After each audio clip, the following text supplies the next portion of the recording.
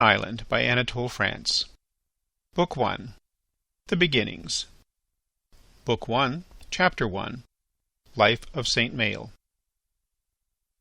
Maël, a scion of a royal family of Cambria, was sent in his 9th year to the Abbey of Yvern, so that he might there study both sacred and profane learning. At the age of 14 he renounced his patrimony and took a vow to serve the Lord. His time was divided, according to the rule, between the singing of hymns, the study of grammar, and the meditation of eternal truths.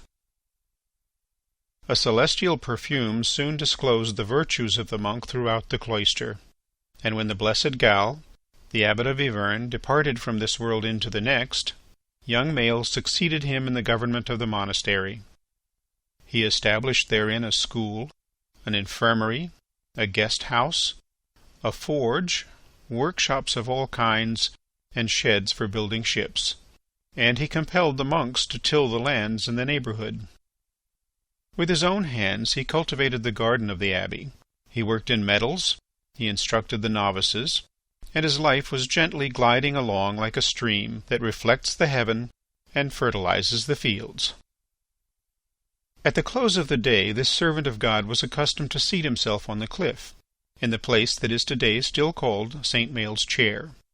At his feet the rocks, bristling with green seaweed and tawny wrack, seemed like black dragons as they faced the foam of the waves with their monstrous breasts. He watched the sun descending into the ocean, like a red host, whose glorious blood gave a purple tone to the clouds and to the summits of the waves. And the holy man saw in this the image of the mystery of the cross, by which the divine blood has clothed the earth with a royal purple.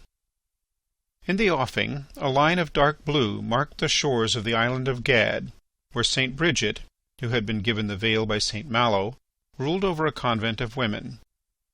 Now Bridget, knowing the merits of the venerable Maël, begged from him some work of his hands as a rich present. Maël cast a handbell of bronze for her, and when it was finished, he blessed it and threw it into the sea. And the bell went ringing towards the coast of Gad, where St. Bridget, warned by the sound of the bell upon the waves, received it piously, and carried it in solemn procession with singing of psalms into the chapel of the convent.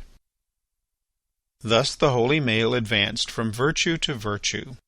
He had already passed through 2/3 of the way of life, and he hoped peacefully to reach his terrestrial end in the midst of his spiritual brethren, when he knew by a certain sign that the divine wisdom had decided otherwise, and that the Lord was calling him to less peaceful but not less meritorious labours.